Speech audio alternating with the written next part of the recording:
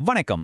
இன்னைக்கு நாம உங்க ரீடிங் ஸ்டைலையே மொத்தமா மாத்த போறோம். ஆமா, இனிமே நீங்க ஒரு ப்ரூஃப் ரீடர் கிடையாது. அதுக்கு பதிலா ஒரு சூப்பரான இன்ஃபர்மேஷன் ஹார்வெஸ்டரா மாற போறீங்க. அது எப்படின்னு தெரிஞ்சுக்கணுமா? வாங்க உள்ள போலாம். ஒரு நிமிஷம் யோசிச்சு பாருங்க.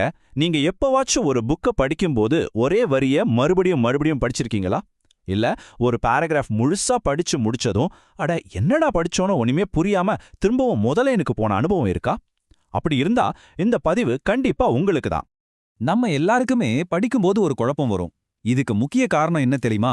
நமக்குள்ளேயே ரெண்டு விதமான ரீடர்ஸ் இருக்காங்க. அவங்களுக்குள்ள நடக்கிற ஒரு சின்ன சண்டை தான் இது. அது என்ன சண்டை? வாங்க பார்க்கலாம். நம்மள நிறைய பேரு ஒரு ப்ரூஃப் ரீடர் மாதிரி தான் படிக்கிறோம். அதாவது ஒவ்வொரு வார்த்தையும் முக்கியம், 100% பெர்ஃபெக்ட்டா புரியணும்னு நினைச்சு அங்கேயே நின்னுடுறோம். ஆனா வேகமா படிக்கணும்னா நாம ஒரு இன்ஃபர்மேஷன் ஹார்வெஸ்டரா மாறணும். அவங்களோட வேலை என்னன்னா முக்கியமா என்ன சொல்ல வராங்கன்னு புரிஞ்சுக்கணும், கேள்விக்கான பதில தேடணும், வேகமா அடுத்தடுத்த பக்கத்துக்கு போகணும். அவ்வளோதான். சரி, அப்போ நம்மளோட ரீடிங் ஸ்பீட குறைக்கிற அந்த உண்மையான வில்ல யாரு? அது வேற ஒண்ணும் இல்ல, நம்மளுக்கே தெரியாம நாம செய்யற ஒரு கெட்ட பழக்கம்தான்.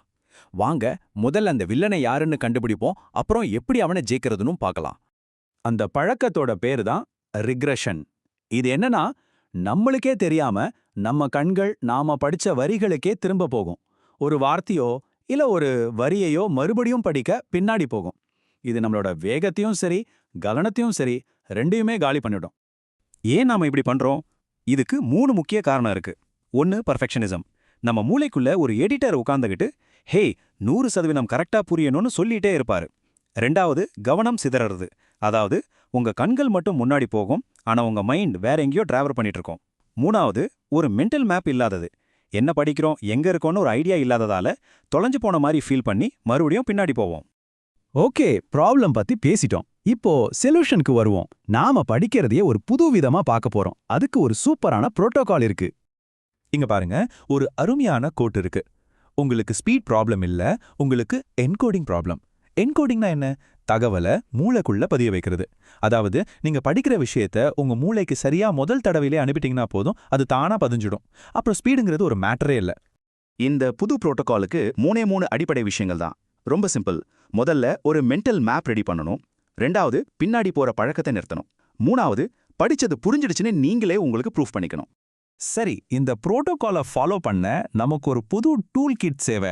வாங்க, நீங்க இன்னைக்கே யூஸ் பண்ண ஆரம்பிக்கிற மாதிரி 3 சிம்பிளான ஆனா ரொம்ப பவர்ஃபுல்லான டூல்ஸை பார்க்கலாம்.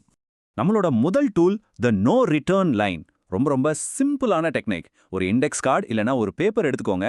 நீங்க படிச்சு முடிச்ச வரிகளை அந்த பேப்பரை வச்சு மூடிட்டே வாங்க. அவ்வளோதான். இதே உங்க கண்கள் பின்னாடி போறத பிசிக்கலா பிளாக் பண்ணிடும். நம்புங்க, இது செம்ம பவர்ஃபுல். அடுத்த டூல் த பிசிக்கல் பேசர். இதுவும் ரொம்ப ஈஸி. உங்க விரலையோ இல்ல ஒரு பேனாவையோ எடுத்து நீங்க படிக்கிற வரிக்கு கீழேயே வச்சு அப்படியே நகர்த்திட்டே வாங்க. இது ஒரு கைடு மாதிரி. உங்க கண்ணுக்கு வழிகாட்டும், ஒரே ஸ்பீட்ல போக ஹெல்ப் பண்ணும், முக்கியமா உங்க ஃபோக்கஸை பயங்கரமா இம்ப்ரூவ் பண்ணும். 3வது டூல் த 3 புல்லட் மைல்ஸ்டோன். இது ஒரு சின்ன செல்ஃப் டெஸ்ட் மாதிரி. ஒரு 5 பக்கம் படிச்சதுக்கு அப்புறம் புக்கை மூடிடுங்க, கண்ணே மூடிக்கோங்க. இப்போ அந்த 5 பக்கத்துல ஆத்தர் சொன்ன 3 முக்கியமான விஷயத்த சொல்லி பாருங்க.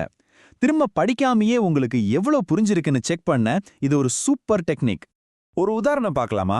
நீங்க எக்கனாமிக்ஸ் பத்தின ஒரு ஆர்டிக்கிளை இங்கிலீஷ்ல படிக்கிறீங்கன்னு வச்சுப்போம். படிச்சு முடிச்சதும் உங்களால இப்படி 3 பாயிண்ட் சொல்ல முடியும். 1 climate change affects GDP by 2%. 2 irrigation failed due to X. 3 the bank recommends Y. இப்படி வெறும் வார்த்தைகளை இல்லாம தெளிவான கருத்தா சொல்ல முடிஞ்சா சூப்பர். நீங்க தகவலை சரியா ஹார்வெஸ்ட் பண்ணிட்டீங்கன்னு அர்த்தம். இப்ப சொல்லுங்க, உங்க புது ஐடென்டிட்டியை ஏத்துக்க நீங்க ரெடியா? ஒரு ப்ரூஃப் ரீடரா இருக்கிறத விட்டுட்டு ஒரு பவர்ஃபுல் இன்ஃபர்மேஷன் ஹார்வெஸ்டரா மாற வேண்டிய நேரம் வந்தாச்சு. உங்க ரீடிங் டைமை பாதியா குறைக்கணும்னா அதுக்கு ஒரே ஒரு வழிதான் இருக்கு, ரொம்ப எஃபெக்டிவான வழி. நாளைக்கே அந்த நோ ரிட்டர்ன் லைன் பழக்கத்தை ஆரம்பிங்க. ஆமாங்க, படிச்ச லைனை ஒரு கார்டை வச்சு மூடுற இந்த சின்ன விஷயம் உங்க படிப்புல ஒரு பெரிய புரட்சியையே உருவாக்கும். அப்போ ப்ரூஃப் ரீடிங்கை நிறுத்திக்கிட்டு இன்ஃபர்மேஷனை அறுவடை பண்ண நீங்க ரெடியா? யோசிச்சு பாருங்க, இந்த சின்ன மாற்றம் உங்க வாழ்க்கையில எவ்வளவு பெரிய தாக்கத்தை ஏற்படுத்தும்னு.